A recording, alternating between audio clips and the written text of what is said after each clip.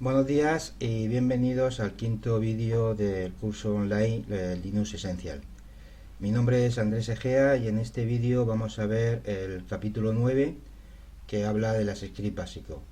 Vamos a estudiar los distintos editores de texto, vamos a estudiar el Vim y el Nano. El Vim porque nos lo encontramos en todas las distribuciones, y Nano porque nos va a resultar como más cómodo a la hora de trabajar con él.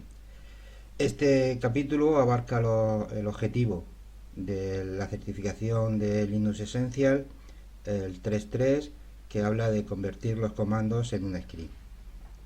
Y de hecho eso es lo que vamos a hacer. Todos los comandos que hemos trabajado a lo largo del curso, todas las sentencias que hemos ido viendo, las vamos a introducir en un fichero, y este fichero lo vamos a ejecutar y creando un script para automatizar aquellas tareas que son repetitivas o aquellas tareas que son monótonas que solemos hacer habitualmente.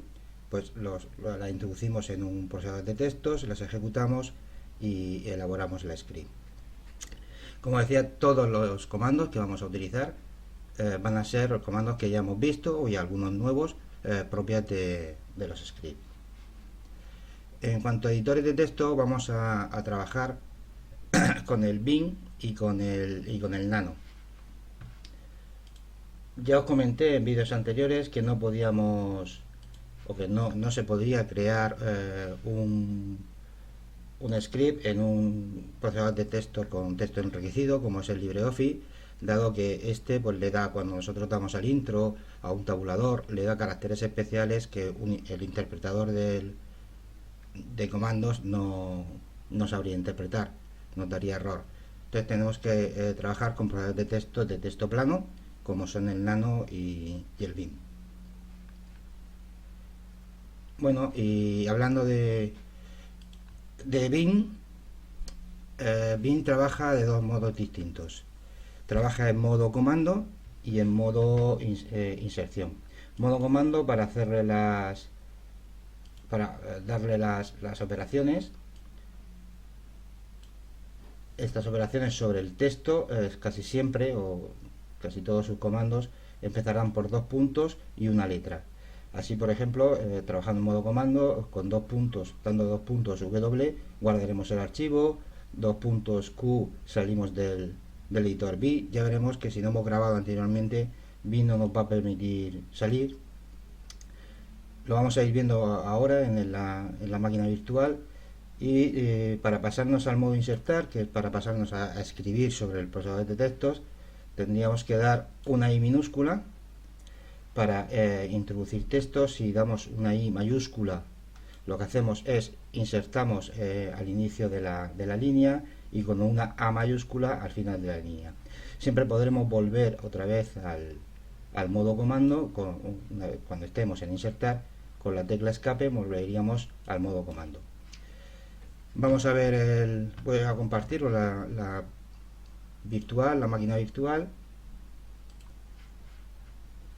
y entraremos en por ejemplo, vamos a poner Vim prueba. Nombre de fichero ponemos Vim prueba, nombre de fichero al que queremos acceder, o sea, que queramos crear. Si lo tenemos creado, nos lo abrirá, no vendrá en la edición, y si no, pues bueno, nos abrirá el nuevo fichero para crearlo. Damos el intro y ya hemos entrado en el Vim. Si nos pusiéramos a escribir, estamos en modo sección, podríamos escribir, pero si estamos en modo comando, como he comentado antes, nos podemos escribir y nos escribe el texto. La tecla intro, bajamos las líneas. Voy a hacer algunas pruebas. Puedo moverme a lo largo del texto con las teclas de cursor de movimiento, derecha, izquierda, arriba, abajo. Bien, para grabar hemos dicho que estoy en modo insertar. Si le doy el modo escape, me voy al modo comando Ahora no podría escribir por más teclas que le dé. Con 2 puntos Q saldríamos del texto sin grabar. Me va a advertir que no lo tengo grabado, que si quiero grabarlo. Y si quisiera salir sin grabar tendría que ponerle 2 puntos Q admiración. Así saldríamos. Con W grabaríamos el texto. Con Q salimos, como hemos dicho, sin grabar. Vamos a, por ejemplo, a ver funciones a la hora de insertar. Le damos la I, estamos en inserción, lo pone aquí abajo, insertar. Ahora todo lo que escriba pues se insertaría.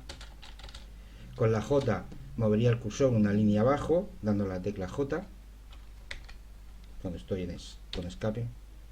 Con J muevo el cursor una línea abajo, con la K muevo el cursor una línea arriba. H muevo el cursor una posición a la izquierda. Y con W voy moviendo palabra por palabra hacia la derecha.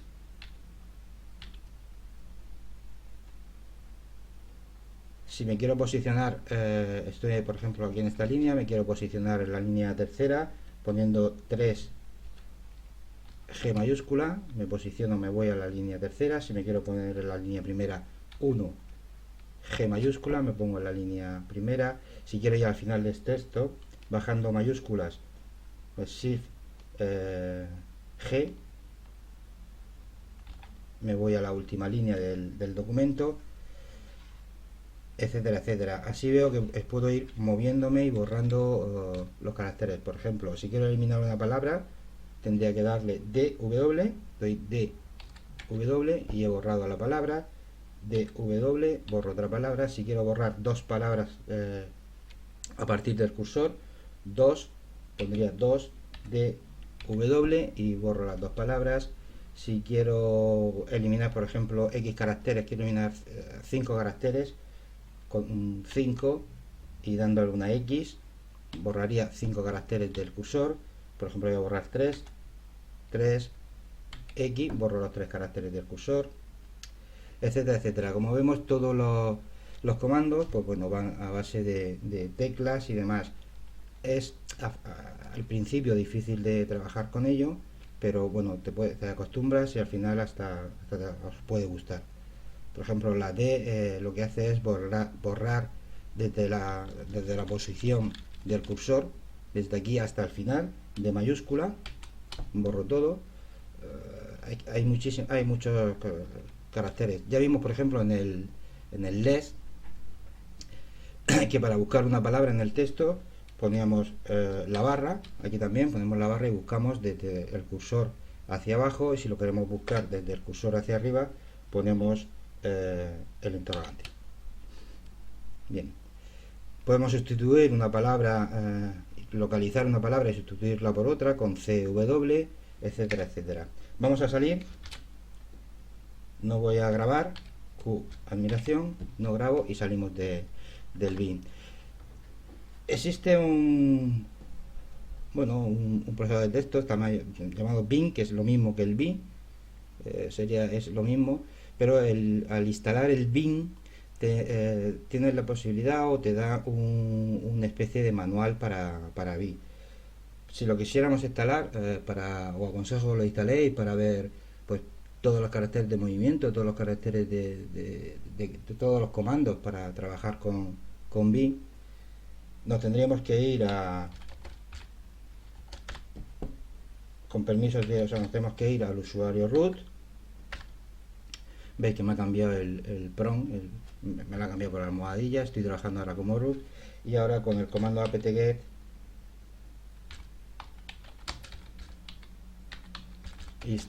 instalo el bin. Yo ya lo tengo instalado, entonces bueno, me va a decir que se ha actualizado 0 bytes. Como veis, nada instalado. Bueno, dais este comando estando como root y instaláis el bin. Cada vez que entréis en bin ahora será lo que ejecutéis va a ser el bin, que os va a ser un poco más fácil. Teniendo instalado el bin, podemos darle a bin tutor y es un manual. Como veis, es un manual con varias lecciones. Lección 1, movimiento del cursor, vais bajando con la flecha abajo. Lección 1, 2, entrado y saliendo del bin, etcétera, etcétera. Aquí podéis ver todos los comandos de movimiento, de inserción, de borrar, un resumen luego de la lección 1, pasamos a la lección 2, mandatos para borrar, etcétera, etcétera. Salimos de él de la misma manera. Con dos puntos Q, como no he modificado nada, me va a dejar salir, y eso es todo. Pasaríamos ahora a ver el nano. Nano es algo más ameno. Por ejemplo, vamos a poner nano prueba también. Este es el nano. Aquí abajo tengo todos los comandos. Con nano se trabaja. Puedo moverme por él también con flecha arriba, flecha abajo del movimiento del cursor. Puedo ir moviéndome. Puedo utilizar el ratón. Podría utilizar el ratón para seleccionar, pero el cursor sigue estando aquí. Aunque yo ahora puedo botón derecho copiar y pegar y demás, pero si yo le digo botón derecho copiar y me posiciono aquí con el ratón, le digo pegar, no lo voy a pegar ahí, lo voy a pegar donde está el cursor. Pero sí que me puedo mover con flecha arriba, flecha abajo, movimientos del cursor. Y aquí abajo tenéis, pues bueno, todo el menú de comandos para poder trabajar. Con control, casi todo se va a trabajar con la tecla control y una tecla más. Control X salgo, sería salir. Control O guardamos, para justificar, para avanzar una página, para retroceder una página, etcétera. Yo voy a salir con control X, me va a decir que no está grabado, que si lo quiero grabar, pues le digo que no, en este caso no lo quiero grabar, le doy la N y salgo. Bien, para crear nuestras scripts siempre vamos a utilizar o vamos a comenzarlo de la misma manera. Lo vamos a comenzar con Simbat. Os voy a volver a compartir. Lo vamos a comenzar con este símbolo, almohadilla, admiración. Esto es lo que le estamos diciendo al kernel, es que está utilizando un shell en especial. Por ejemplo, aquí utilizaríamos el shell SH y demás. Nosotros siempre vamos a utilizar el bash. ¿Esto para qué lo hacemos? Pues bueno, para decirle al kernel, para decirle al núcleo que estamos utilizando, que ese fichero que estamos creando va a contener códigos y comandos de ese shell, de ese intérprete de comandos. Y si el usuario que lo está ejecutando tuviera por defecto otro intérprete de comandos, bueno, pues no utilizaría el que tenga por defecto. Ya vimos cuando trabajamos con el pass, la última línea, con el fichero pass, password, la última línea nos ponía siempre bash o cualquier otro, y ya os comenté que era el intérprete de comandos por defecto del usuario. Bueno, pues si un usuario está trabajando con otro o tiene por defecto otro intérprete de comandos, que no le haga caso y que trabaje con bash.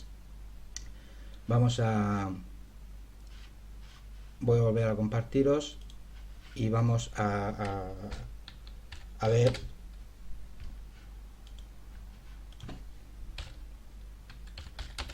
Nano. Por ejemplo, vamos a ver ya un programa. He creado varios programas para ir viéndolo y no tener que estar escribiéndolo a la vez que estoy grabando el vídeo, para tardar menos. Algo he puesto mal, sin grabar. Voy a darle el S, a ver, no, porque no estoy dentro, lo he metido todos, script, he metido todos los ficheros script que he hecho, lo he metido en un directorio llamado script, y además estoy como superusuario y debo de estar como usuario normal. Entro dentro del script y vuelvo a poner nano. El que quería ver ahora se llama simbar.sh. Le he puesto a todos los scripts que he creado .sh. No es necesario en Linux ponerle la extensión, así como Windows, que le poníamos .s y demás, pero es conveniente, bueno, pues así estoy indicando que se trata de un fichero regular que contiene un script. Doy intro y vamos a estudiarlo un poco.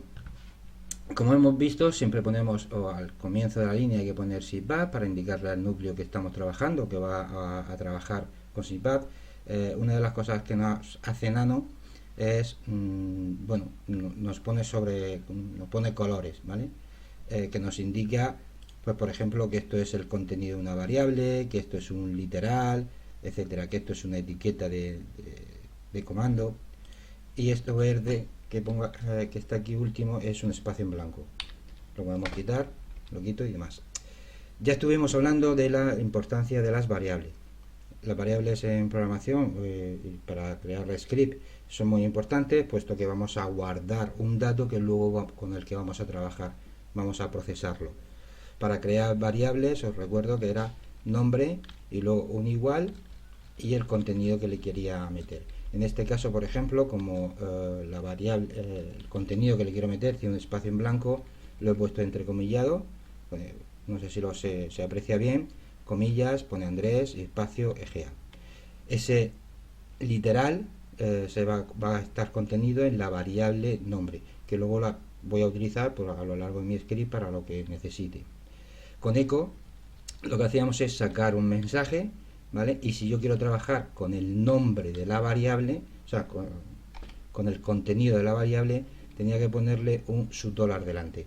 Esto lo que va a hacer es, me va a imprimir en pantalla, hola, bienvenido, y luego el contenido que tenga la variable nombre. Pongo un echo, veis que aquí he puesto un espacio en blanco, eso no se va a interpretar, pero al poner echo y nada, entonces sí que va a imprimir en pantalla un espacio en blanco. Va a sacar un literal también que pone variables especiales, y aquí vemos algunas de las variables especiales con las que vamos a trabajar.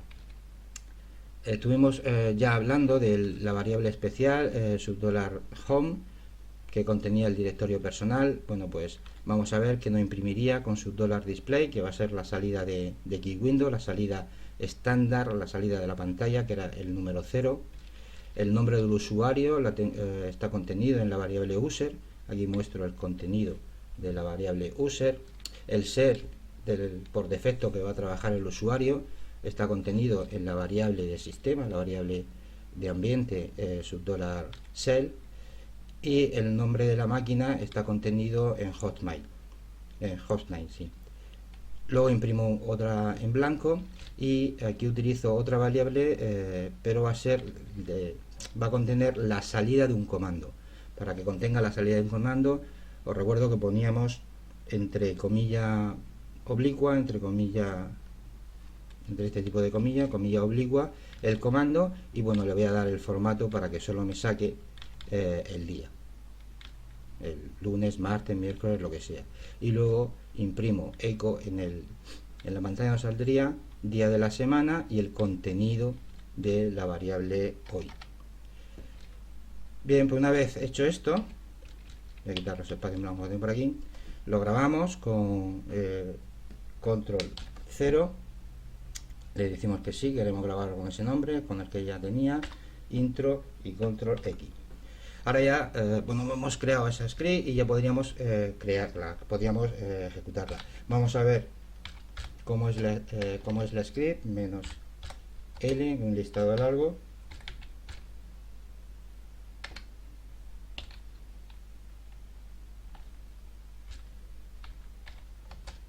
¿Por qué os muestro esto? Vamos a ver, que he puesto mal. Me falta una N aquí, sí, baja. ¿Por qué os muestro esto?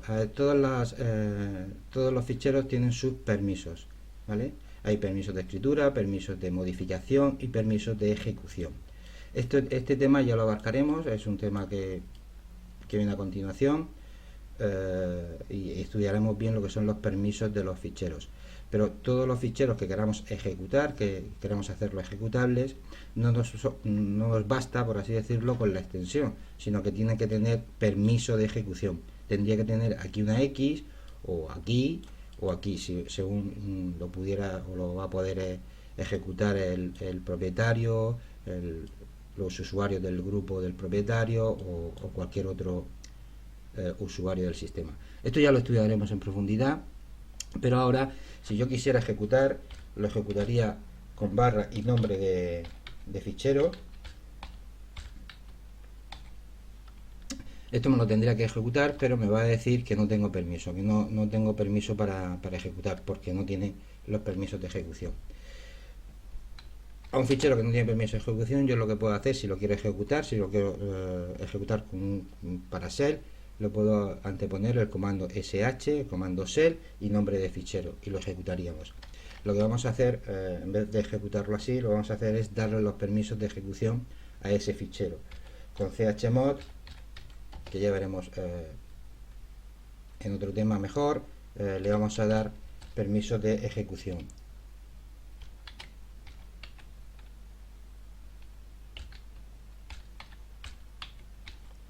Le doy permiso de ejecución, vuelvo a ver los permisos que tiene y ya vemos que tiene una X, ¿vale? Esta X me va a hacer que se pueda ejecutar el comando y como ya hemos visto, lscolor, que es un alias, ls es el alias, me lo va a poner todos los ficheros que se puedan ejecutar, me los pone en verde fosforito. Vamos a borrar la pantalla, clear, y vemos, vamos a ejecutar. Se ejecutaría con punto barra y nombre de comando.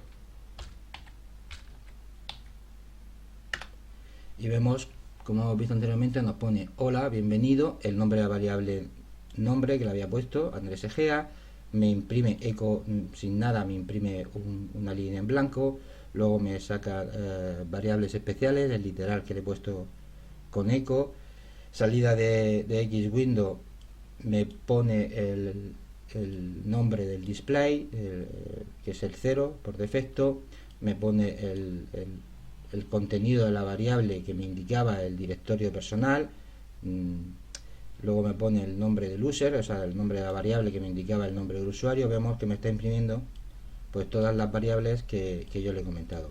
Incluso acordaros que esta variable era hoy y era una variable de una ejecución del date, ¿vale? Del comando date en el formato de solo el día. Era una mayúscula con el tanto por ciento delante. Bien, y eso es todo. Vamos a continuar. En cuanto a las variables ya hemos visto, y vamos a ver ahora cómo de qué tipo, o sea, cómo puedo yo introducirle valores.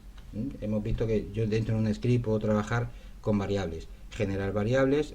Vamos a ver que me puede venir de una operación aritmética, de una operación lógica, pero ¿cómo le puedo introducir yo información a un script? Esta información que yo le puedo utilizar, que puedo introducirle a un script, me puede venir por parámetros y me puede venir, bueno, por teclado. Vamos a ver las variables que me vienen por parámetros. Cuando yo ejecuto una script, le pongo el nombre de la script y le puedo mandar argumentos. Esos argumentos son los parámetros. El primer argumento que yo le mande a la script será estará contenido en la variable $1.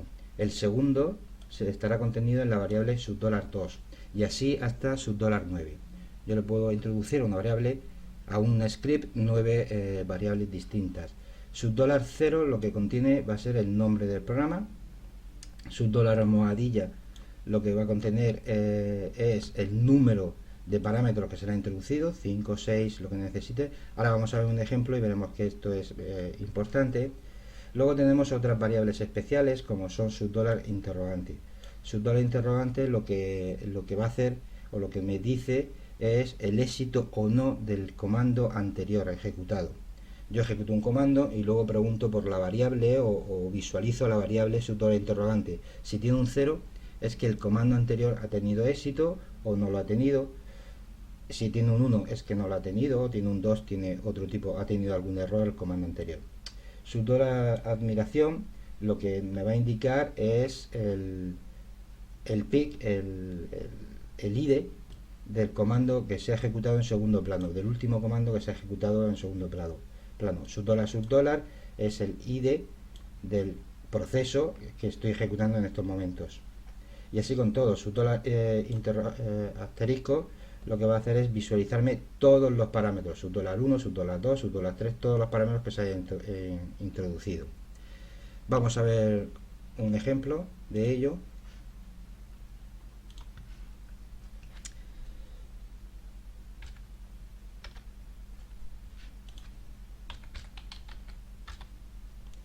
Tengo una script para ver un ejemplo, se llama, voy a editarlo con Nano.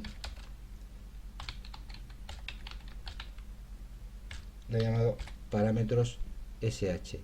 Le editamos y vemos, como siempre, ponemos el SIPAC. Y luego lo que voy a hacer es echo el nombre del programa es, y aquí me va a salir pues parámetros .sh, que es la variable que contiene, la variable ambiente, la variable especial que contiene el nombre del programa. Echo, luego me va a sacar otro mensaje diciendo el primer parámetro es, y me pone $1. Este va a ser el primer parámetro, ahora lo veremos cuando lo ejecutemos, el primer parámetro que le voy a mandar, el segundo parámetro, y así le podría estar imprimiendo o trabajar con los parámetros que sean. El total de los parámetros lo voy a tener en $almohadilla, todos los parámetros introducidos los voy a tener en $asterisco, el identificador del proceso del que estoy ejecutando, el PID, todos los programas tienen un ID de ejecución, ¿vale? Pues eso lo voy a sacar, el número lo voy a sacar con $. Luego aquí lo que voy a hacer, o lo que hago es sleep 5 ampersand, lo que hace es ejecuta este comando, que lo que hace es una parada de 5 segundos, va a estar durmiendo 5 segundos sin ejecutar, pero esto lo voy a hacer en segundo plano, ¿vale? O sea, si no lo hiciera en segundo plano, lo que haría es pararme la script y no dejarme interactuar, no seguir ejecutándose, pero al hacerlo en segundo plano, pues lo va a tener por detrás de la consola y va a esperar 5 segundos. ¿Para qué hago esto? Para luego sacar el PID de este último comando que estoy ejecutando en segundo plano con $admiración. Luego, para ver el $interrogante, que era el éxito o no éxito de un comando anterior, si es 0 es que ha habido éxito, si es 1 o mayor a 0 es que no ha habido éxito. Lo que voy a hacer es mostrar contenido con cat etc password, este ya lo conocéis, pipe, paste y grep. Lo que hago es buscar dentro del fichero password, buscar el patrón Andrés. Si existe, $interrogante tendrá un 0 porque el último comando ejecutado ha sido el grep y ha habido éxito, ¿vale? Como no me interesa, en este caso no me interesa que me saque nada por pantalla, tanto si hay errores como si está la salida, la línea que encuentra el patrón, no me interesa que haya nada por la pantalla, lo voy a redireccionar al agujero negro, ¿vale? Al dispositivo nulo, ¿ok? Vamos a verlo, lo voy a grabar, control O, con este mismo nombre, control X, me salgo y vamos a ver que me ejecuta. Le digo parámetros, .sh se llama. Y ahora, por ejemplo, introduciría los parámetros. Pues quiero que trabajes con las variables primero o prime, para que no se vea, para que se vea prime secund. El primer parámetro va a ser prime y el segundo parámetro va a ser secund.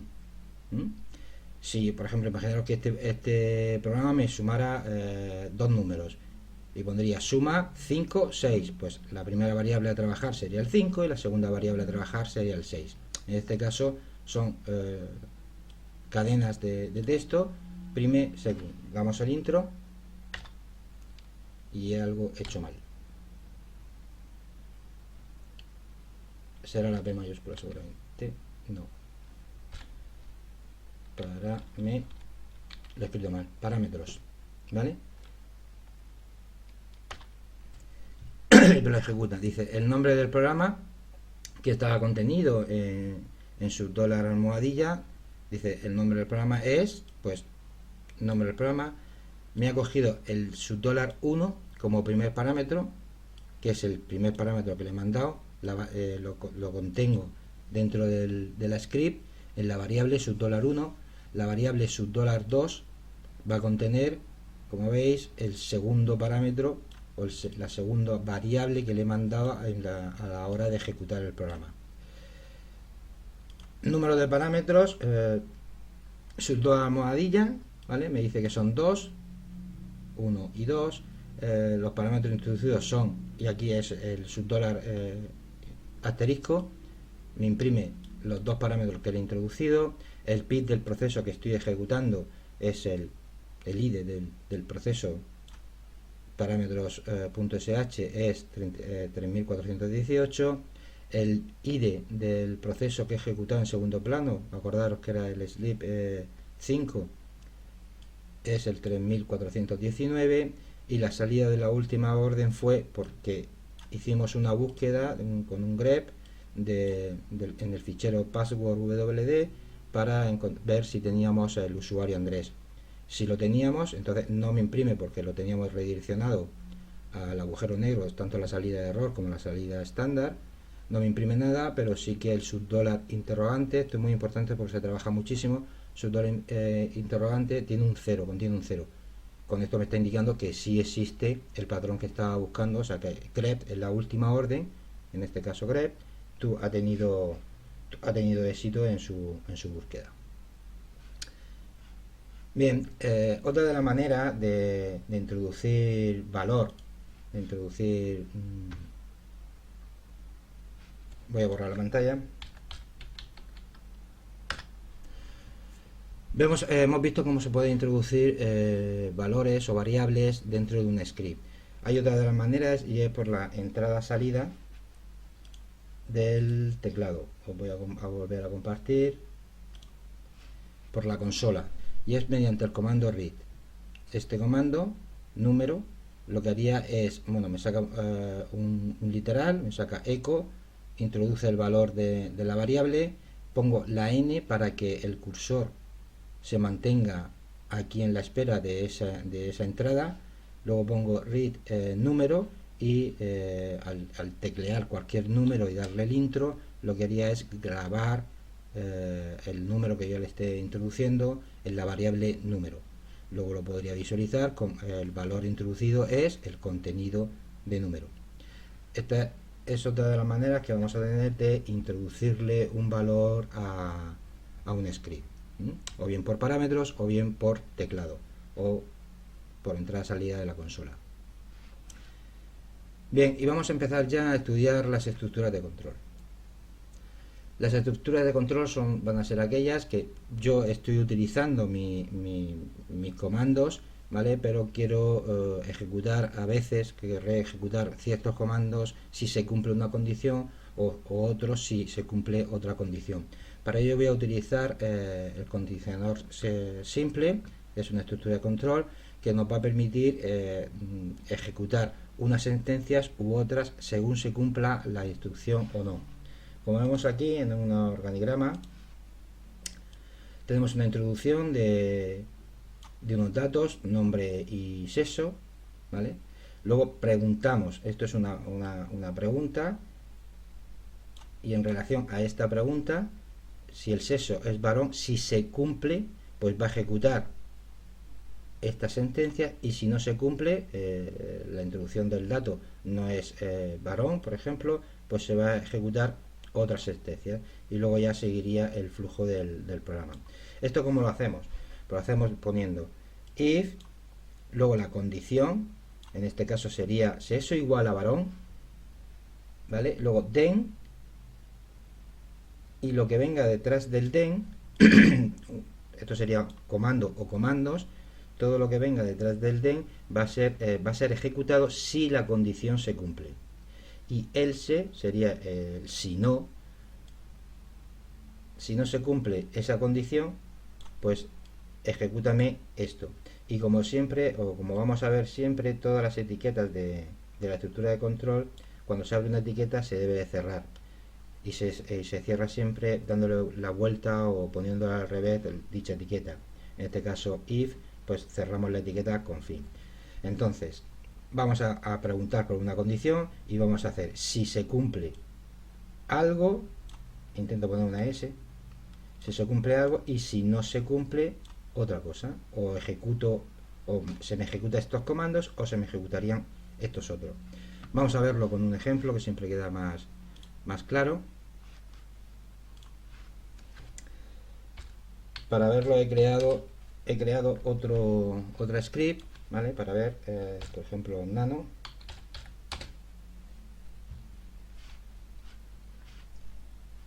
Y la script que he creado se llama condición.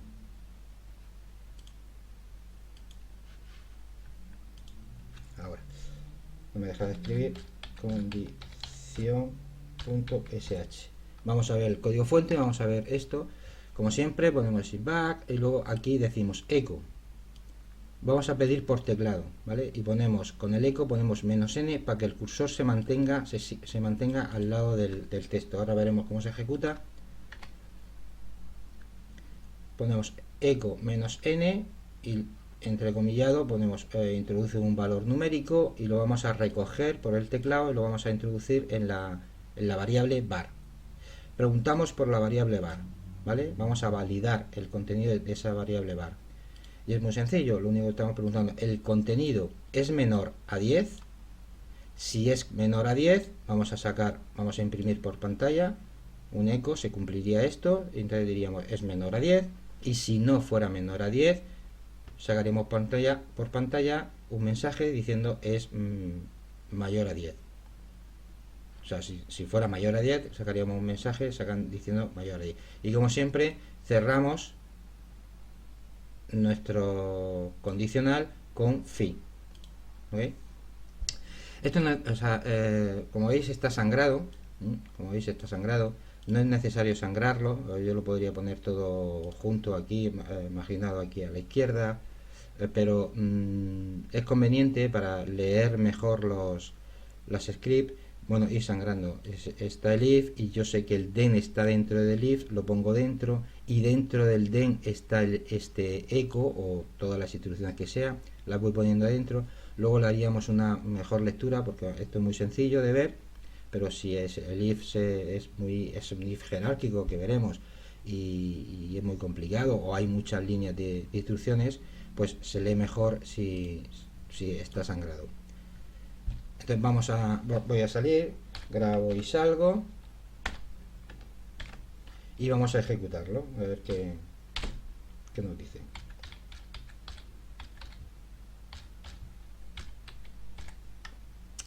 Bueno, lo primero que va a hacer es pedirnos un número, le voy a poner por ejemplo el número 4, ¿vale? Y me va a sacar, pues es menor a 10. Lo vuelvo a ejecutar, le pongo el número 15 y me tiene que sacar es mayor a 10.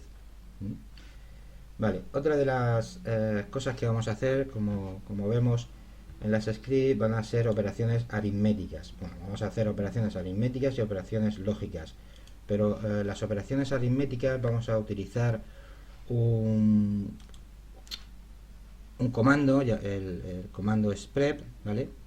Que lo utilizamos mediante esta sintaxis para crear operaciones, para sumar, para restar, para multiplicar.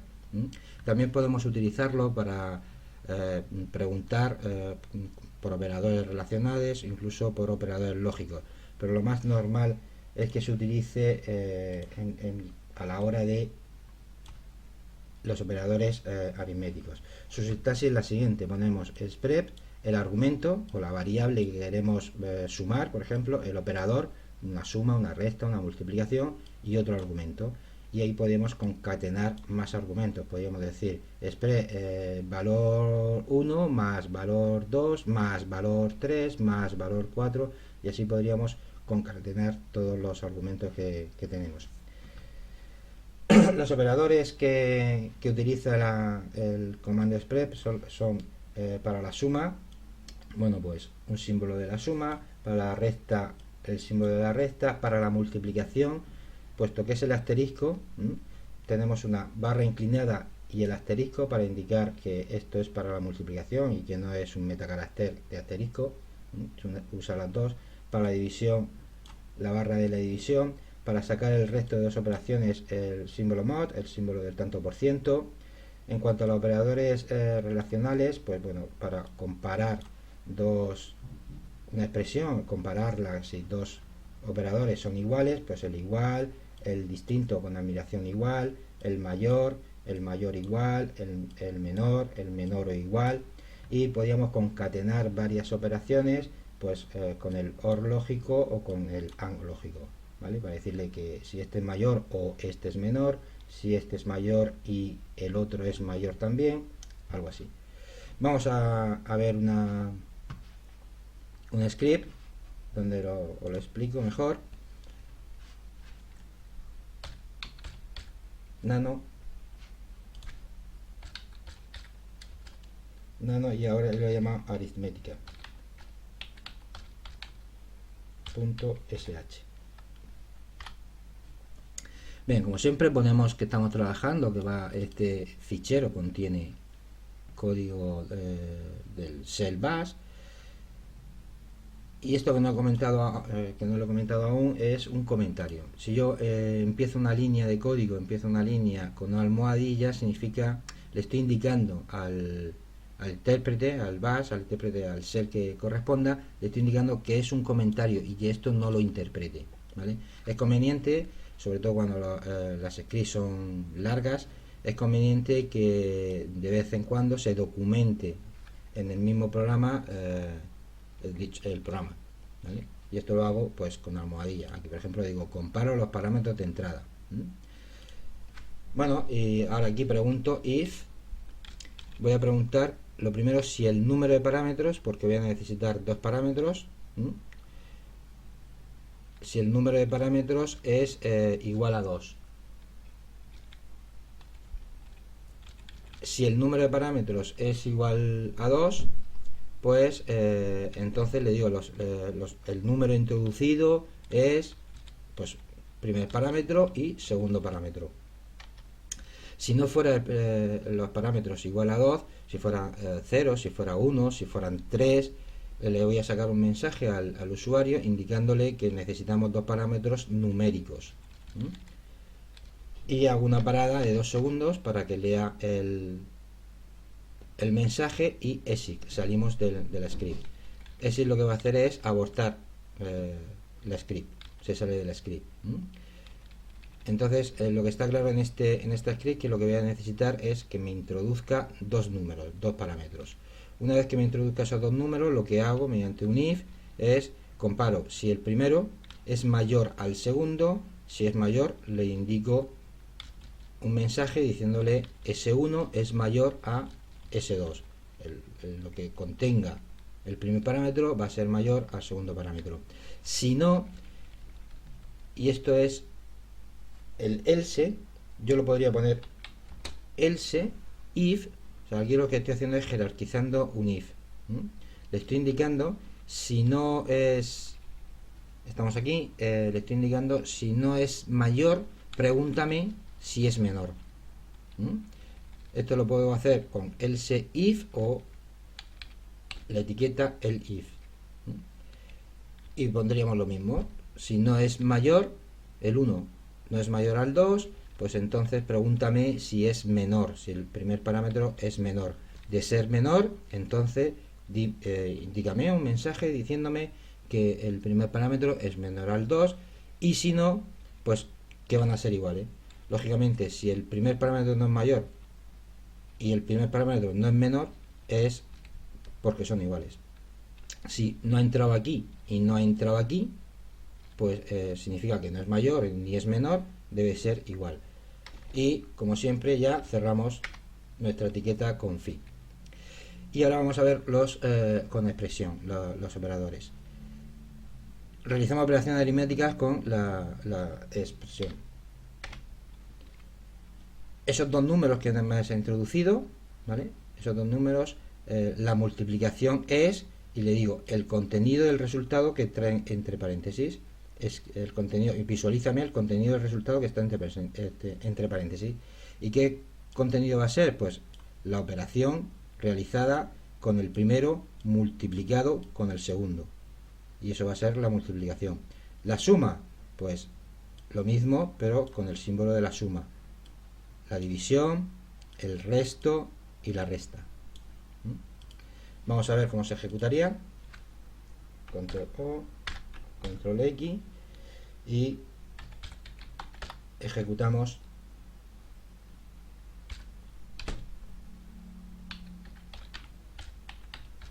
el script. Si no le meto ningún parámetro, el script hemos visto que preguntaba por su dólar almohadilla. Si no le introduzco ningún parámetro, pues me saca un mensaje diciendo necesitamos 2 parámetros, espera 2 segundos y sale. Si le introduzco, por ejemplo, 40, un solo parámetro, pues me dice lo mismo, que necesita 2 parámetros, se espera un poco y se sale. Le voy a introducir, por ejemplo, 2 parámetros, el 40 y 6. Lo que quiero es, pues, ver si el 40 es mayor al 6 y luego que me lo multiplique, me lo divida, le doy. Y en efecto me dice, los números introducidos es 40 y 6, 40 es mayor a 6, la multiplicación es 240, la suma 46, la división 6, el resto es 4, la resta es 34. Y eso sería la script. A la vez que vamos a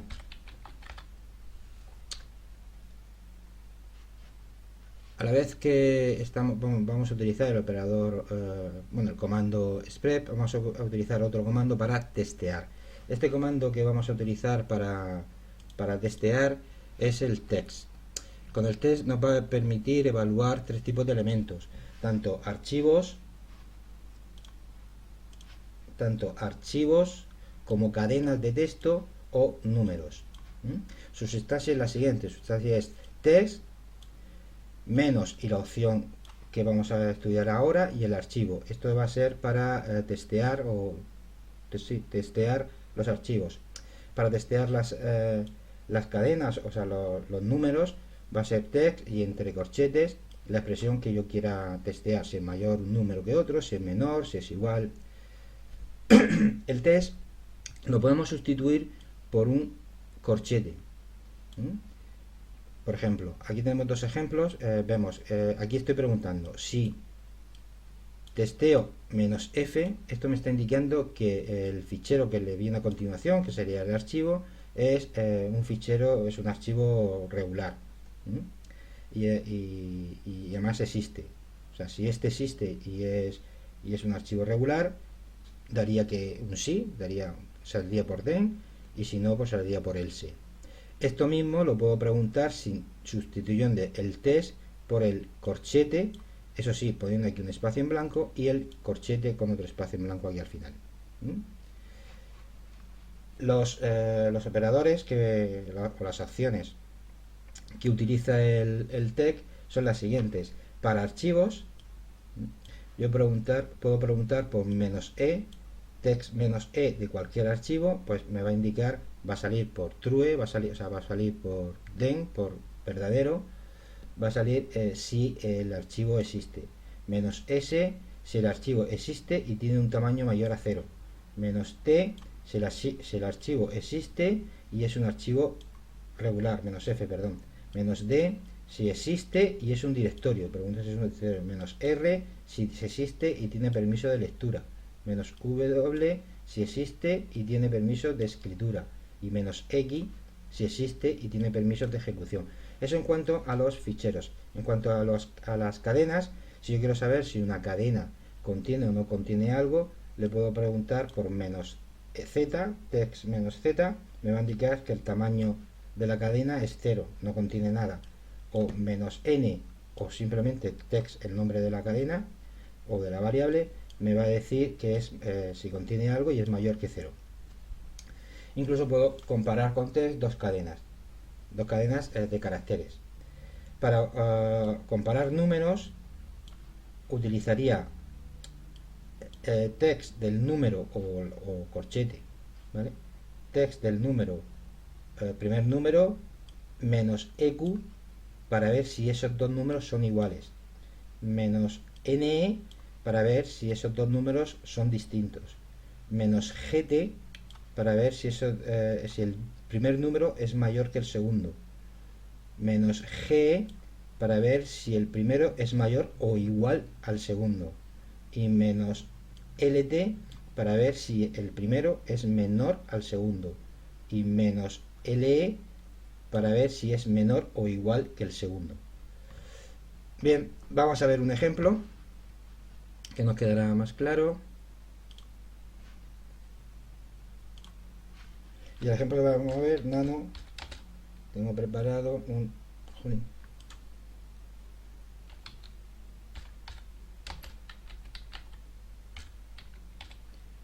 test.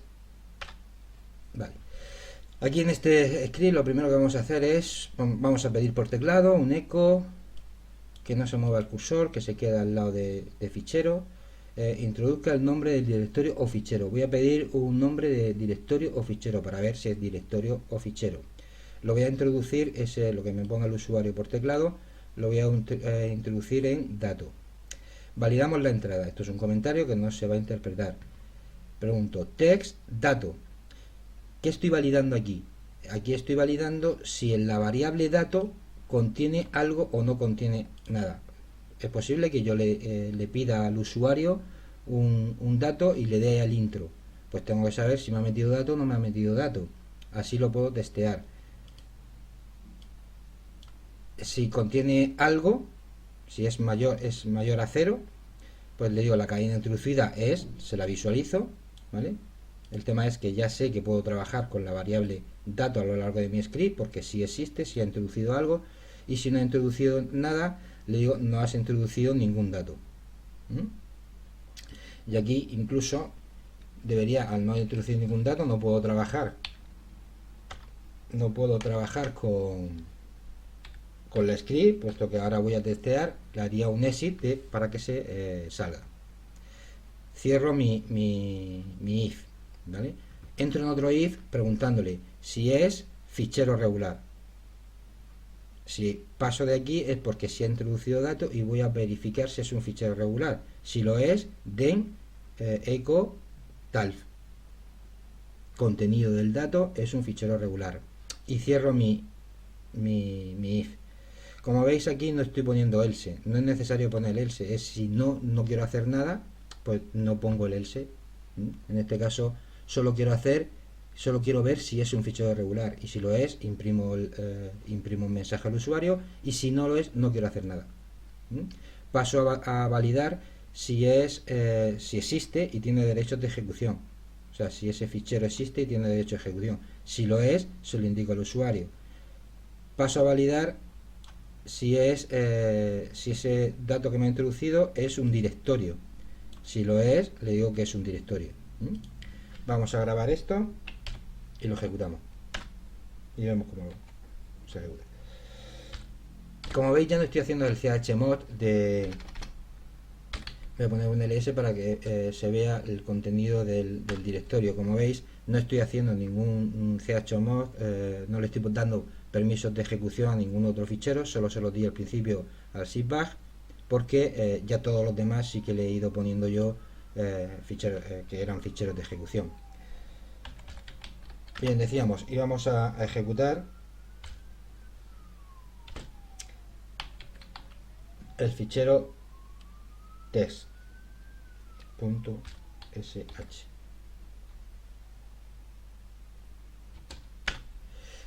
Y como veis me pregunta, introduce nombre de directorio o fichero.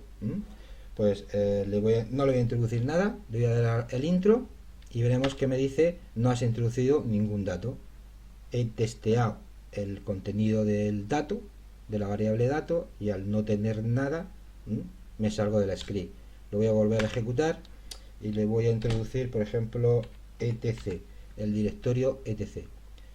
Le doy al intro y me dice la cadena introducida es etc, etc existe y tiene derechos de ejecución, es un directorio con derechos de ejecución. Me lo ha testeado todo, lo voy a volver a ejecutar y le voy a poner, por ejemplo, el mismo fichero test.sh. Me dice la cadena introducida es test.sh, Ahora me dice que es un fichero regular, no es un directorio, y que existe y tiene derechos de ejecución. Bueno, y como hemos visto, pues le puedo preguntar por derechos de ejecución, le puedo preguntar por derechos de escritura, le puedo preguntar por derechos de lectura, etcétera, etcétera. Y simplemente si existe o si existe y es mayor a 0. En fin, con text podemos hacer varias cosas. Vamos a continuar.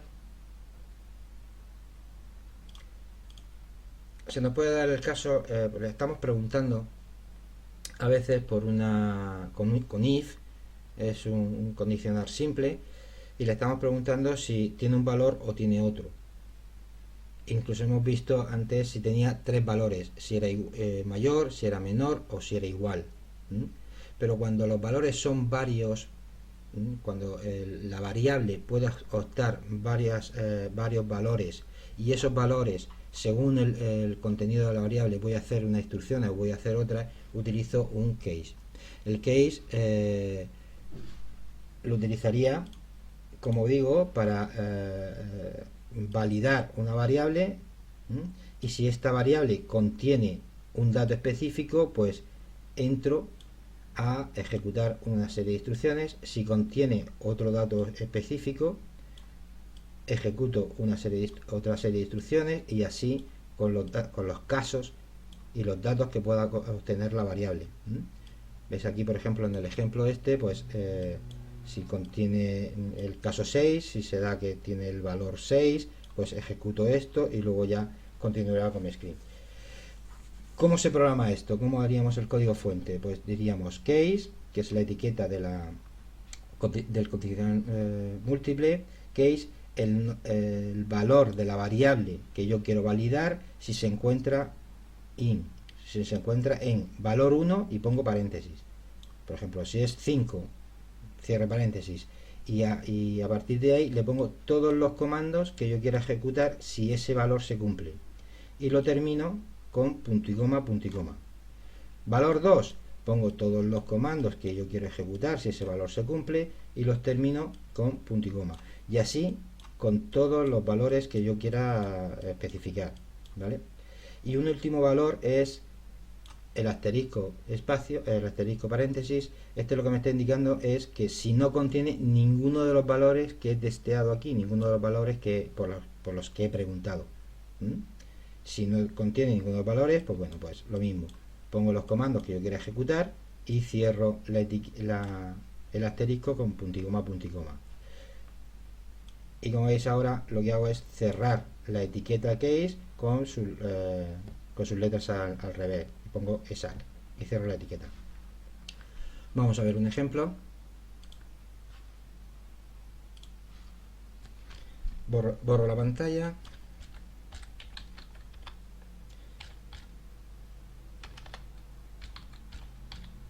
Pongo nano y voy a editar el fichero case.sh. Bueno, en case.sh lo que estoy haciendo es, lo primero que voy a hacer es borrar la pantalla. Como veis, se puede utilizar todos los comandos que hemos estudiado hasta ahora, pues se pueden utilizar dentro del script. Lo primero que hago es borro pantalla. Luego pido un dato, sin que baje la línea. Introduzca un país. Ese dato que me va a introducir el usuario, pues lo meto en la variable país. Y ahora voy a testear el contenido de la variable país con case. Puede tener varios valores. Si país es Argentina, ¿vale? Pues echo, le voy a sacar un mensaje que diga la capital de Argentina es Buenos Aires, y ahí cierro la etiqueta. Ya se cierra el caso en el que sea Argentina. Si es Bélgica, me lo tendría que poner acentuado. Si es Bélgica, pues le digo la capital de Bélgica es Bruselas, y cerramos el caso de ser Bélgica. Y así con todos los demás. Aquí lo he puesto porque, como veis, aquí pone Corea del Sur, ¿vale? Al tener un blanco, Corea, espacio en blanco, del, espacio en blanco, sur, el caso lo tengo que poner entre comillas. Lo que yo estoy buscando es el literal, ¿vale? La constante, Corea del Sur, todo junto, vamos, que sería, el caso sería todo Corea del Sur, no Corea, ni del, ni del sur, sería Corea del Sur todo junto. Para ello al tener espacio en blanco lo tengo que poner entrecomillado. Pues si elige esta opción sería la capital de Corea del Sur, es Seúl. Egipto, y luego también puedo poner, como veis aquí, dos valores dentro de un caso. Si el usuario me teclea España o con país, le pongo o, me teclea Spain, ¿vale? Pues le voy a decir, aquí he puesto varias instrucciones dentro del caso. La capital de España es Madrid, España se encuentra en Europa, y ya está. Estas dos instrucciones, y aquí cierro el caso. Como veis puedo poner 2, 3, las instrucciones que quiera. Cuando quiera cerrarlo, punto y coma, punto y coma. Y en el caso de que no ponga nada, en el caso de que no ponga ni Argentina, ni Bélgica, ni Chile, ni Corea del Sur, ni Egipto, ni España, ni Spain, en ese caso le digo, lo siento, no tenemos ese país en nuestra base de datos. Y cerramos el programa, cerramos la etiqueta case con exact. Vamos a ejecutarlo.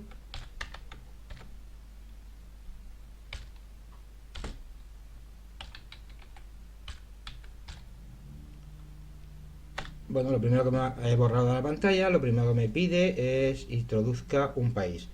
Pues le voy a poner, yo que sé, Marruecos. Y además con minúsculas.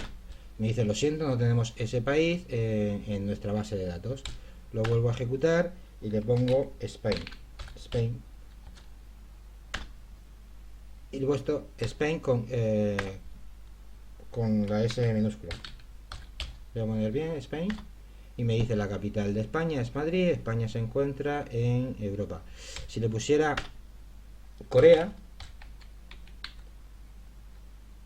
solo Corea, me dice que no lo tiene. Tendría que ponerle, como hemos visto anteriormente, me digo nada, entra sin querer. Tengo que ponerle Corea del Sur. Y entonces sí que me dice que es Seúl. Bien, pues eso en cuanto a cuando tengamos una variable que pueda optar o pueda contener varios datos, varias variables. Bueno, pueda contener un valor, pero distinto a lo largo de mi script. Pues bueno, pues voy a utilizar un case para coger una o coger una opción o coger la otra. Se suele utilizar mucho, lo veremos al final del tema, se suele utilizar mucho con los menús. Cuando se le muestra un menú al usuario, se le dice elige la opción, la 1, la 2, la 3, la 4, la 5, pues se suele utilizar el case. Bien, vamos a continuar. Vamos a ver ahora los bucle for. El bucle for lo que me va a hacer es una iteración. Voy a repetir unas instrucciones un número de veces y voy a utilizar el bucle for cuando lo voy a repetir un número de veces que yo previamente ya sé. Lo voy a repetir 5, lo voy a repetir 10, lo voy a repetir 20. Quiero decir, va a haber una serie de instrucciones. Este sería el flujo del programa. Entra aquí. Mediante una condición, pregunto si la condición se cumple, o sea, si se ha ejecutado este cuerpo, si se ha ejecutado ya X veces, por ejemplo 5 veces, no se ha ejecutado 5 veces, pues se ejecutaría una vez más, volvería, preguntaría, ¿se ha ejecutado 5 veces? No, pues volvería a ejecutarse y así hasta que este cuerpo, todas estas instrucciones que están aquí, se ejecuten 5 veces. Quiero decir, vamos a utilizar el for cuando sepamos el número de veces exacto que vamos a ejecutar una serie de instrucciones. El for lo podemos ejecutar de dos maneras distintas, podemos trabajar con él de dos maneras distintas. Cuando sabemos el número exacto de iteraciones que queremos ejecutar, por ejemplo 5 veces se va a ejecutar este contenido, ¿vale? O cuando no sabemos el número exacto, pero sí va a haber un número exacto de veces que se vaya a ejecutar y va a estar relacionado con una lista de elementos. Si en la lista de elementos hay 5 elementos, pues se va a ejecutar 5 veces. Si hay 10 elementos, se va a ejecutar 10 veces. O sea que sí sabemos, nosotros no sabemos si va a haber 5, 10 o 15, pero él al comenzar el for, sí sabe el número de veces que tiene que repetir estas instrucciones. Vamos a ver la sintaxis.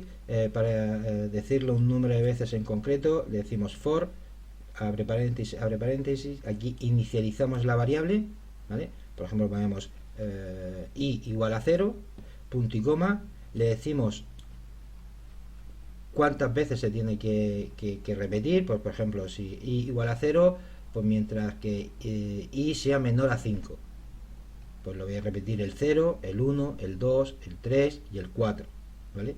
El 5 no sería menor a 5 y se saldría el for. Esto me lo haría 5 veces, de 0 a 4. Y aquí le ponemos punto y coma y le ponemos el acumulador de dicha variable, ¿vale? Pues se va a ir, cada vez que se haga una iteración, se le va a sumar 1 a esa variable de conteo de veces, o se le va a sumar 2. Aquí indicaríamos la expresión aritmética con la que estamos sumando el valor de del número de bucles, ¿vale? Y luego se abre la etiqueta do y se cierra con done. Todo lo que se encuentre entre do y done se va a repetir tantas veces como nos indique esta cabecera, que sería inicialización de la variable, expresión condicional de la variable, pues mientras que sea menor a 5, menor a 10, menor a 15, y aquí acumulación de la variable, cuéntamelo de 1 en 1, de 2 en 2, de 3 en 3, etcétera. Ahora veremos un ejemplo.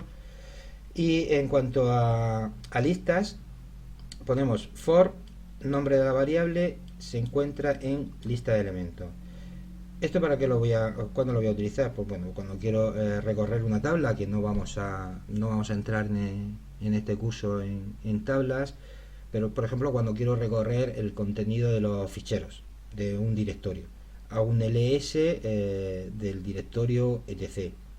¿Cuántas veces lo voy a hacer? ¿Cuántas iteraciones voy a hacer entre do y done? Pues tantos ficheros tenga el directorio etc, o tantos ficheros me saque la lista. ¿Eso qué va a hacer? Me va a coger el primer fichero, lo va a meter en variable y luego trabajo la variable aquí. Vuelve hacia arriba, me coge el siguiente de la lista, lo mete en variable y vuelvo a trabajar la variable aquí. Vamos a ver un ejemplo, se va a quedar más claro. El ejemplo que vamos a ver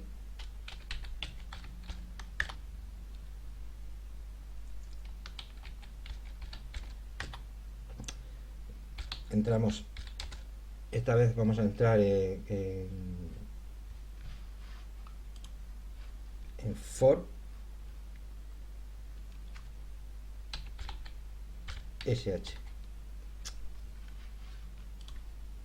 for, ahora sh, y lo vemos.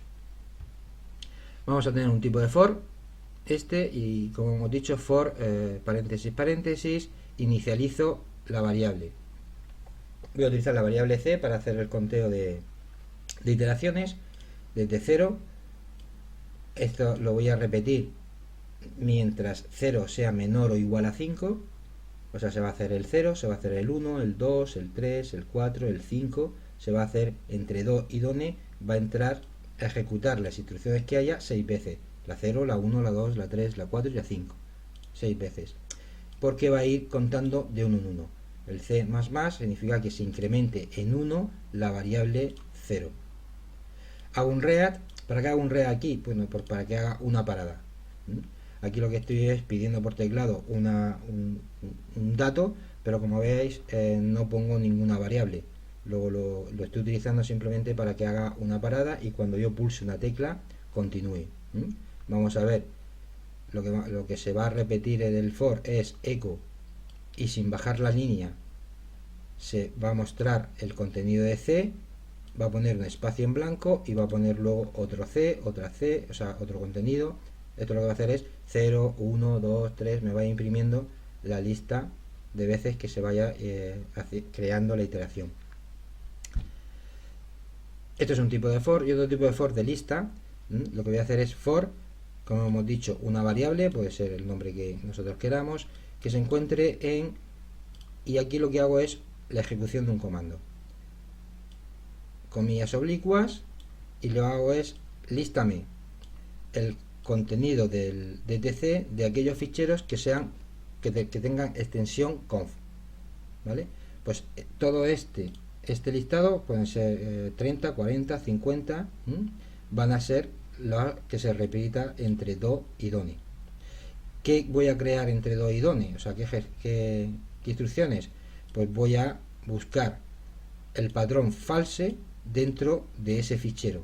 Me cogerá el primer fichero que me genera esta lista, y me buscará grep si false se encuentra en el fichero.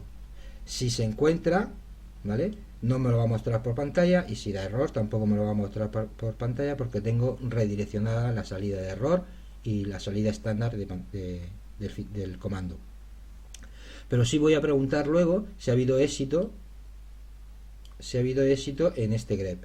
Si ha habido éxito en este grep, entonces lo que hago es que muestro el fichero que contiene false y con extensión conf, y ahora en vez de hacer he puesto let en vez de expresión exprep, porque bueno, pues para que veáis que hay otro comando igual que exprep que genera operaciones aritméticas, y lo que hago es o una variable le igualo al contenido de esa variable más 1. Sería lo mismo que decir c++. Lo que estoy haciendo es aquí la primera vez que entre me va a ir el contenido de com va a ser 0, 0 más 1 va a ser 1 y com va a tener 1. La siguiente vez que entre com va a ser 1, 1 más 1, 2 y com va a tener 2. Va a ir acumulando el número de veces. ¿Para qué? Para luego sacar un mensaje cuando termine toda la lista de mirar todo el contenido del directorio etc, de los ficheros que se pongan con conf, le compruebe uno a uno si contiene la palabra false. Si no contiene la palabra false, no entraría su dólar interrogante sería igual a 1, no lo he encontrado, y entonces no visualizaría ese fichero ni contaría ni acumularía 1 al contador. Al final de todo lo que va a hacer es me muestra un mensaje, me muestra un mensaje diciendo que hay X número, el contenido de com, ficheros de configuración que contiene el patrón, pongo aquí patrón, el patrón, voy a modificarlo, el patrón false NTC, el patrón falso NTC, ¿ok? Bien, vamos a ejecutarlo y lo vamos viendo.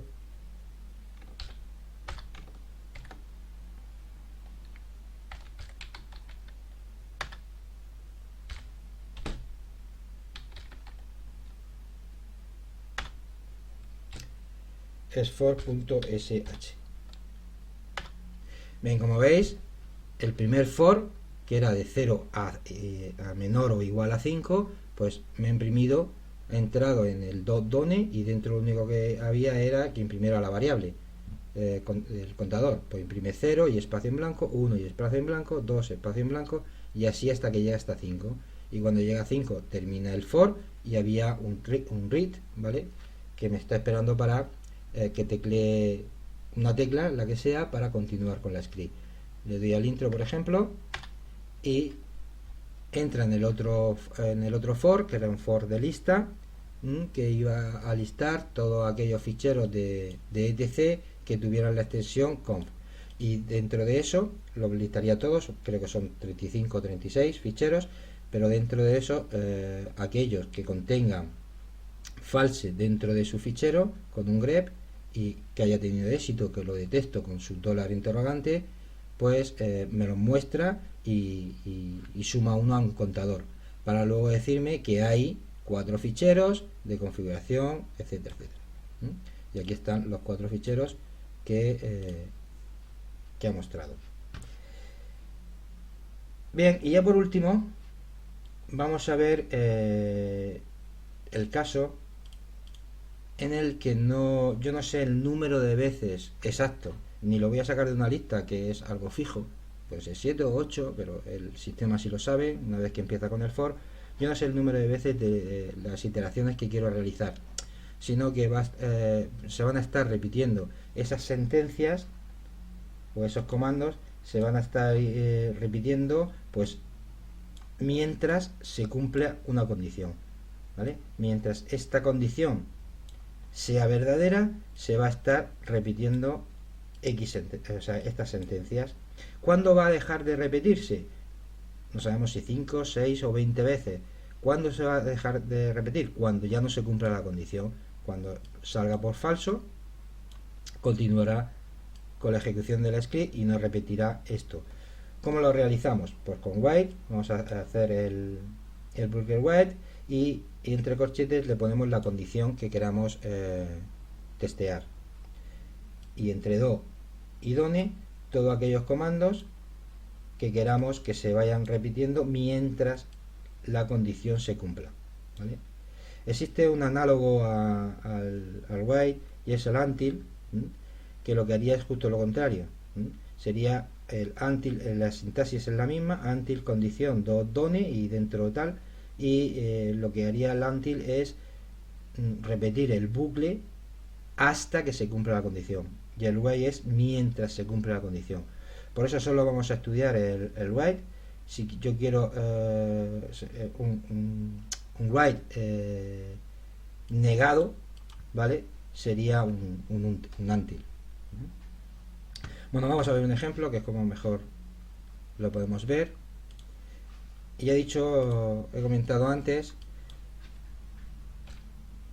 vamos a nano, que el case se utilizaba sobre todo para crear menús y pedirle al usuario que introduzca un menú, o sea, que introduzca una opción y demás. Bueno, pues en este ejemplo lo vamos a ver.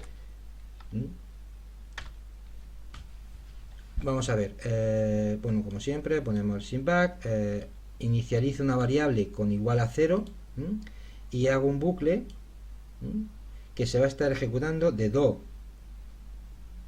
a done. Se va a estar ejecutando, voy a ver si lo puedo abrir más para que se pueda ver completo. Bien, se va a estar ejecutando de do a done mientras la opción sea distinta a 5. ¿Y qué es lo que va a ejecutar? Pues borra la pantalla y muestra por pantalla 1, primera opción, 2, segunda opción, 3, segunda opción, luego una línea en blanco, quinta opción, salir, y le pide al usuario que elija una opción del 1 al 5.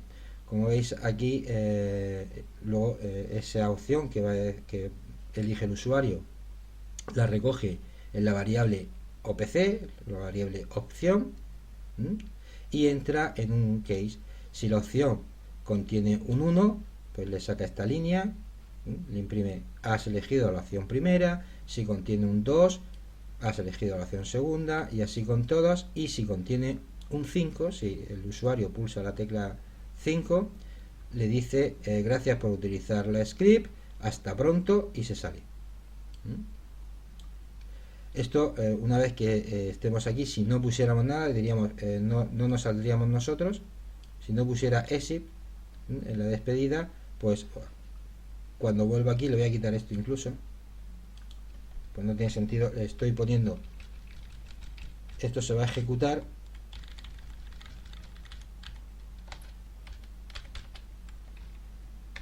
aquí. Estoy forzando la salida, no le voy a forzar la salida, lo voy a dejar así, y cuando sea 5 volverá aquí, verá que no es distinto a 5, sino que es igual a 5, y se saldrá solo, se vendrá a Donny.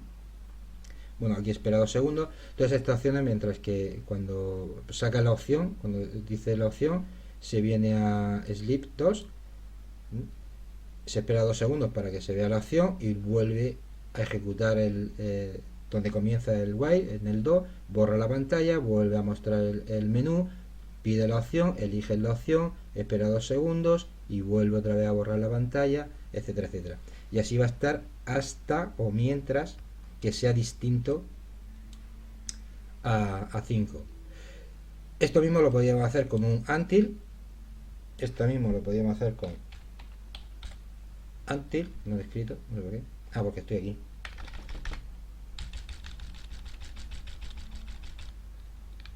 Esto mismo lo podríamos hacer con until, y lo que diríamos es until igual a 5, sería lo contrario. Sería hasta que fuera igual a 5, o el while mientras sea distinto a 5. Y le dejaríamos todo conforme está. Bueno, vamos a ejecutarlo. Punto barra, voy a borrar la pantalla mejor. Bueno, se va a borrar, como veréis, se va a borrar nada más entrar. Punto barra while.sh. Ejecutamos la script y lo primero que hace pues eso, borrar la pantalla y me dice primera opción, segunda opción tal, elige una opción del 1 al 9 y no le he puesto al eco menos n, por eso el cursor no se posiciona aquí, sino que se posiciona aquí abajo.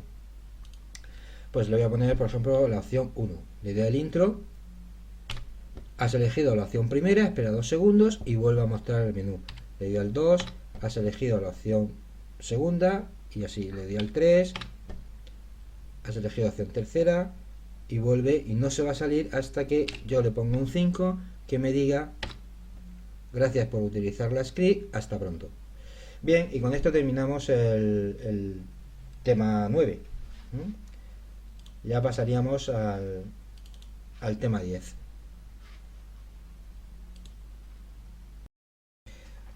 Y en el tema 10 vamos a tratar el entendimiento del hardware del PC. En este tema veremos todos aquellos comandos que nos dan información sobre el hardware que tenemos instalado. Tenemos que tener en cuenta que nosotros en las prácticas que vamos a hacer lo estamos haciendo sobre una máquina virtual, entonces de VirtualBox. Entonces todo este hardware que nos va a dar la información sobre si tenemos un tipo de procesador, si tenemos un tipo de BIOS, bueno, lo iremos viendo. Tenemos que tener en cuenta que la información la está recogiendo del anfitrión, de la máquina donde tenemos instalada la máquina virtual. Este tema abarca el objetivo del certificado de Linux Essential, el 4.2, que habla de la comprensión del hardware del equipo. Para empezar a tratar o ver lo que es el hardware, uno de los factores importantes de nuestro hardware, de la pieza, el cerebro, por así decirlo, es el procesador, que va a ser el que va a realizar todas las decisiones y cálculos para el sistema operativo. Este procesador está conectado a hardware a través de la placa madre y podemos encontrarnos un sistema con más de una CPU que llamamos al procesador, o podemos encontrarnos un sistema de un solo chip y dentro de ese chip más de un procesador. A esto lo llamamos multiprocesador y lo llamamos multicore cuando tenemos un solo chip y dentro de él más de un procesador. Tenemos dos tipos de procesadores. Antiguamente teníamos los tipos de procesador, se le llamaba x86, que eran de 32 bits, y a partir del año 2000 bueno, se implementó el tipo x86 subrayado 64, que es un procesador de 64 bits. El procesador de 32 bits está limitado para trabajar o poder direccionar hasta 4 GB de RAM. En cambio, el de 64 bits no tiene esta limitación. Es un soporte de software limitado. Está limitado por el soporte del software, no por el bus. Bien, comandos con los que vamos a poder trabajar para investigar la CPU. Tenemos, para ver la arquitectura con la que estamos trabajando, tenemos el comando arch. Para ver las características de mi microprocesador, tenemos el comando lcpu. La información que vamos a ir sacando de los comandos se encuentra en unos ficheros dentro del directorio prog. En el fichero que me va a dar la información sobre las características y me informa sobre cómo tengo mi microprocesador es el CPU info. Como digo, contiene la descripción de las principales características de la CPU. Vamos a pasar a la máquina virtual y ejecutamos estos comandos a ver qué información nos da. Bien, En este tema, en el tema 10, vamos a trabajar siempre como root. Yo ya lo tengo aquí establecido.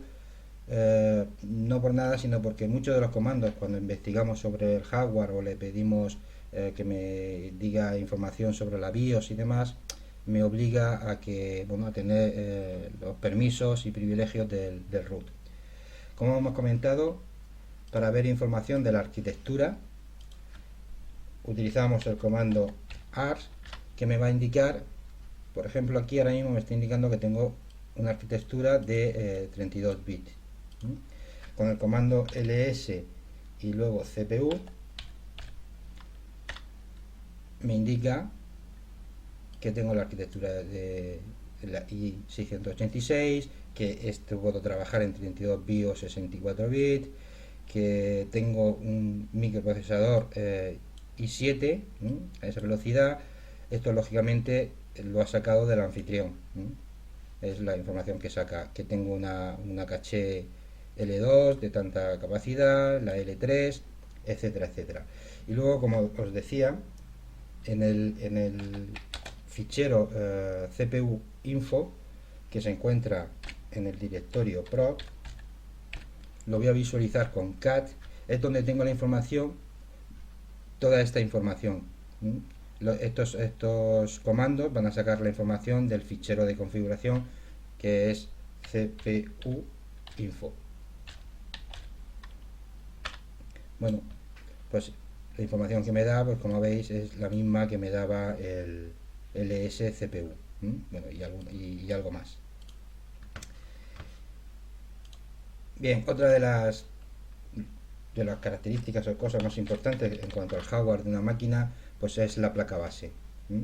La placa base se comunica a través de los buses con todos los sistemas y todo el hardware que tengamos conectado. Existe un firmware en la placa base, se llama BIOS, que lo que hace es utiliza por el hardware para comunicarse, o sea, utiliza el hardware para comunicarse, es el que comunica todo el hardware.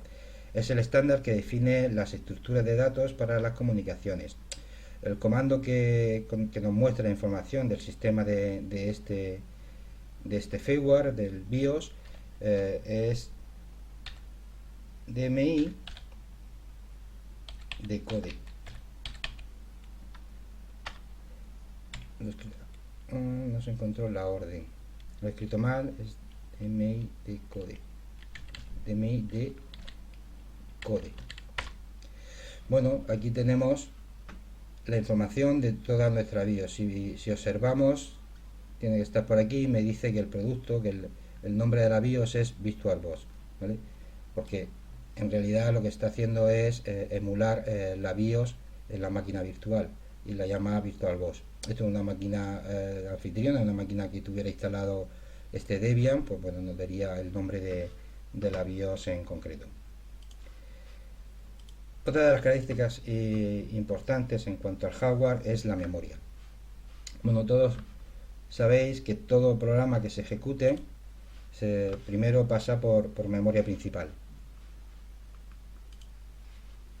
Cuando yo ejecuto un programa, pues bueno, este programa genera un proceso, y ese proceso tiene que estar en el microprocesador ejecutándose, y tiene que estar activo en memoria principal. Aquí tenemos un pequeño dibujo con un proceso está ejecutándose en un momento dado, se encuentra en memoria principal en la fase de ejecución. Bien, cuando ese proceso bueno, porque el planificador del sistema operativo entiende que ya ha gastado demasiado tiempo en su ejecución, o porque pide una entrada-salida o un recurso que no está disponible para él, pues cambia de estado, bien a listo, si es porque el procesador, el planificador del sistema operativo entiende que ya se ha ejecutado mucho tiempo, o bien porque está pidiendo un recurso que no se le puede suministrar y tiene que ponerse en una espera para que quede libre ese recurso que está pidiendo, y se va al estado de bloqueado. Bien, todo esto sería la memoria principal. Cuando la memoria principal es escasa o se está ejecutando muchísimos procesos en un momento dado, puede ser que estos procesos que están en la cola de espera o el proceso que está listo para ser ejecutado, bueno, pues tengan que desalojar memoria RAM y dejar a los nuevos procesos que entren en memoria RAM. Este proceso lo que hace, o sea, este sistema lo que hace es libera memoria principal, memoria RAM de nuestro sistema y lo lleva a una capacidad, a una memoria secundaria. Este proceso se llama swapping. Es bueno, el desalojar procesos de la memoria principal y dejarlos en un área de intercambio para que cuando se dé el caso de que el proceso que estaba bloqueado ya tiene el recurso, bueno, baja otra vez a listo y de listo se ejecutará, y ese proceso que estaba en listo, que ha ido a swapping, que ha ido a memoria secundaria, cuando ya se le corresponda la ejecución en el microprocesador, pues bajará a listo y se ejecutará. Os explico esto para explicaros que cuando yo utilizo un comando llamado free, me va a dar dos informaciones. Me va a dar el almacenamiento que yo tengo en memoria RAM, o sea, la capacidad que tengo en memoria RAM, la capacidad que tengo utilizada, la que tengo libre, y luego me da otra información, y es la capacidad que yo tengo, la utilizada y no utilizada y libre, en la swap.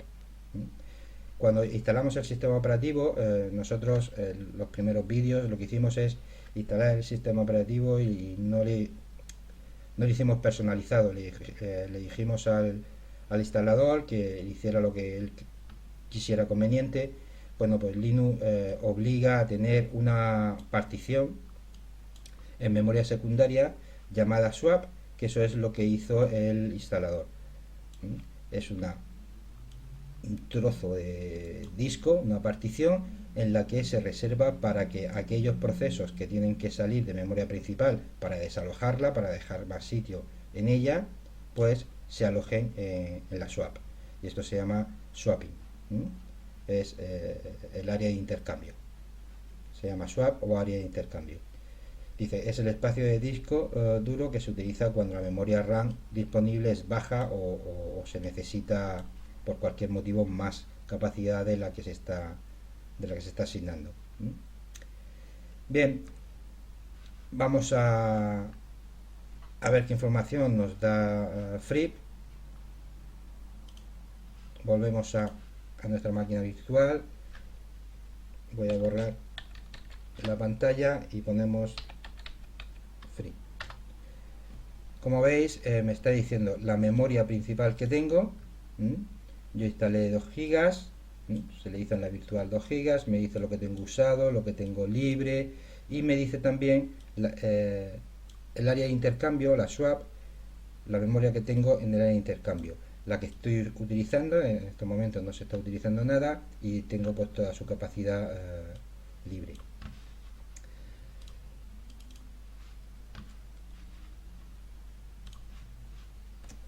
Bien, cuando todo lo que está conectado a mi hardware, bueno, pues son dispositivos se le llama periféricos.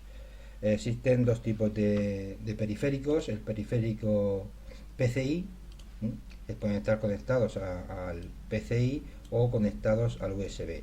Vamos a ver dos comandos que me muestra los periféricos que tengo yo conectados y sus características al PCI, y los comandos que yo tengo conectados y sus características al USB.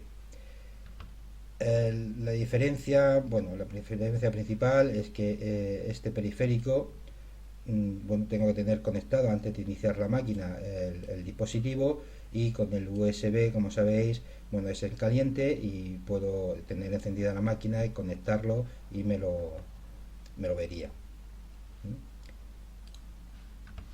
Para trabajar con o ver los dispositivos que yo tengo conectados en el PCI, el comando que utilizo es lspci, y para ver los dispositivos conectados en el USB, el comando es lsv. Como decía, se considera una conexión en caliente, porque yo podría ver o añadir un dispositivo por USB teniendo el sistema conectado.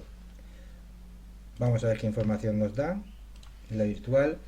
Como decíamos, yo puedo decirle ahora, ls lístame PCI, y me da la información de todos los hardware que tengo o dispositivos que tengo conectados por PCI. Como veis, aquí tengo la interfaz IDE, tengo la tarjeta de red, tenemos los controladores de USB, tenemos controlador SATA, y para ver los controladores LS listamos USB. Vemos que tengo 1, 2, 3, 4, 5, 6 dispositivos conectados en el USB. Si quiero ver más características sobre estos dispositivos, USB-V,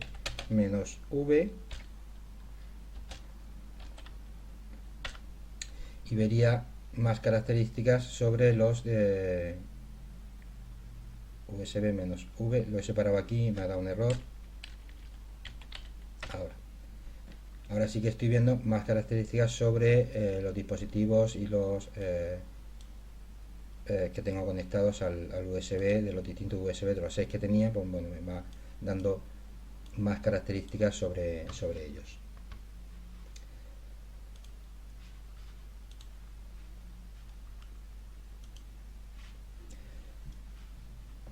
Bueno, hay un comando lshal, ¿vale?, que lo que hace es mostrarnos los datos del demonio HAL.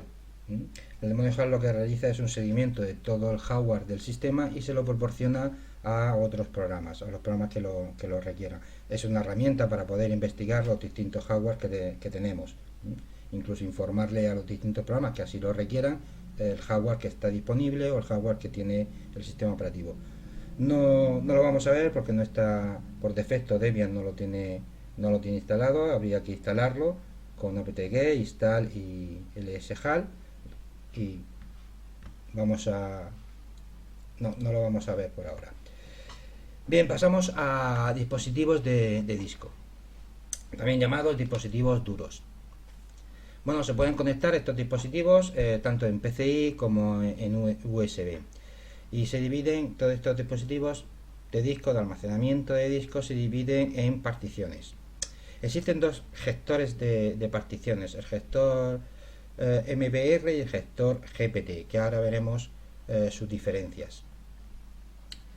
Las diferencias, aparte de que tienen distintos comandos para trabajar con ellos, bueno, MBR es una tecnología más antigua, aunque aún se utiliza.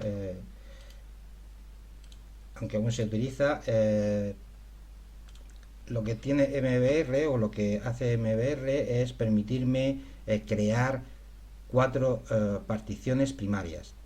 Me crea 4 particiones primarias y no me podría crear ninguna otra más. ¿Cómo puedo crear más particiones trabajando con MBR? Pues haciendo 3 primarias y luego una extendida. Una partición a la que se le llama extendida, y dentro de la extendida puedo crear tantas particiones lógicas como quiera. De hecho, luego vamos a ver con el comando fdix que nuestro sistema tiene una partición primaria, tiene una partición extendida, y dentro de la extendida tiene una partición lógica, que es para la swap. Bien, a las particiones primarias, bueno, la etiqueta o la llama, ahora veremos porque el nombre, la etiqueta SDA1, SDA2, SDA3 y SDA4. Si yo lo que quiero es más de 4 particiones, tendría que hacer una SDA1, SDA2, SDA3 y luego SDA4 que fuera extendida, y dentro de la extendida, la primera lógica que está dentro de una extendida se le llama SDA5. Ahora veremos por qué por qué ese nombre, ¿vale? Estudiaremos por qué ese nombre. En cuanto a la tecnología GPT, es una tecnología en la que ya no te limita el número de particiones primarias a 4, sino bueno, te la limita a 8. No existe la partición extendida, se puede hacer 8 primarias y permite, bueno, particiones más grandes que MBR. Las herramientas con las que trabaja MBR, bueno, es el FDX, el CFDX y SFDX. Y las herramientas o comandos con los que trabaja para crear particiones GPT son el GDX, el CGDX y SDDX, el SGDX. Vamos a ver los nombres estos de SDA, SDB, a qué viene referido.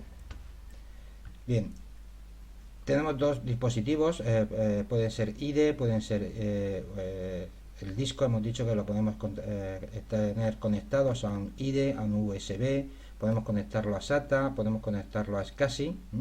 Pues según donde esté conectado el controlador con el que tengamos conectado, el nombre del disco, el dispositivo, empezará por HD si está conectado en IDE y SD si está conectado en USB, SATA o SCSI. A la primera unidad que se le asigna, bueno, se le llamará A, se le llama a la segunda se le llama B y así, etcétera. Luego, si yo tengo un primer disco conectado a IDE, pues lo llamaré HDA, el segundo disco conectado a IDE se llamará HDB y así, etcétera. Si estuviera conectado en un disco USB o SATA con un controlador SCSI, pues sería SDA, el primer disco conectado a USB, SATA o SCSI, SDB al segundo disco conectado a USB, SATA o SCSI. Aquí tenemos un dibujo, vamos a ver si lo podemos ver. Como veis, como he dicho, bueno, todos estos, no lo he comentado, todos los ficheros que controlan a los discos se encuentran en el directorio deb. Entonces, deb HDA sería el primer disco duro del canal IDE, del primer canal IDE. Y luego, deb HDB sería el segundo disco del canal IDE. Así tenemos también el deb SDA sería el primer dispositivo y deb HDB sería el segundo dispositivo. Dentro de los dispositivos, dentro del HDA, tenemos las particiones. La primera partición será HDA1, HDA2, HDA3. La primera partición del segundo disco conectado al IDE sería HDB1, la segunda sería 2 y así, etcétera. Y lo mismo tenemos cuando conectamos con SCSI o SATA o USB. Tenemos SDA, hemos dicho que sería el primer disco, y la primera partición de ese primer disco sería SDA1 y la segunda SDA2. Bien.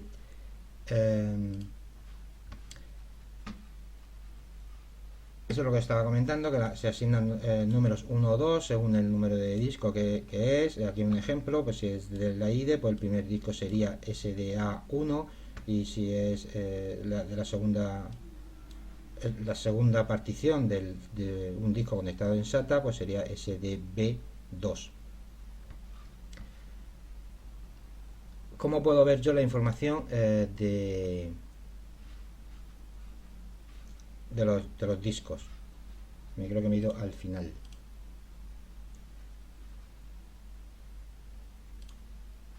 Vale. Os voy a compartir.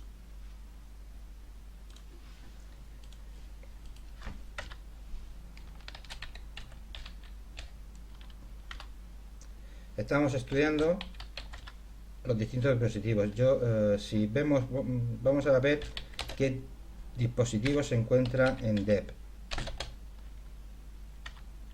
Como veis, yo ahora mismo los dispositivos de disco que tengo es un SDA, que estaría conectado a SATA, SCSI o USB, y sería el primer disco conectado a ese controlador. Dentro del primer disco tengo una partición, SDA1 sería la primera partición, luego tengo otra partición, SDA2, y luego ya paso a SDA5. ¿Por qué paso del 2 al 5? Porque el 2 sería una extendida y la primera partición dentro de la extendida, que va a ser la SWAP, ahora lo veremos, es SDA5. Vamos a verlo con FDX, hemos dicho FDX. Si le damos la opción "-L", me va a mostrar las distintas particiones, los distintos discos que tengo. Aquí me lo dice, tengo SDA, que es, bueno, la partición bootable. Luego tengo un SDA2, que sería la segunda partición del primer disco duro, y es extendida, y dentro de la extendida ya su primera lógica sería SDA5, que es esa unidad que hemos hablado de swap. La primera sería la nativa de Linux, tengo una extendida, y dentro de la extendida la swap. Luego aquí tengo otro disco duro, SDB, que tiene una partición SDB1, bueno, que tiene una capacidad de 7,2. Si yo quisiera trabajar o bien con SDA o con SDB, con el FDX, diríamos FDX, y tendríamos que decirle el dispositivo con el que queremos trabajar. En este caso voy a ponerle SDB, que es con el disco que quiero trabajar.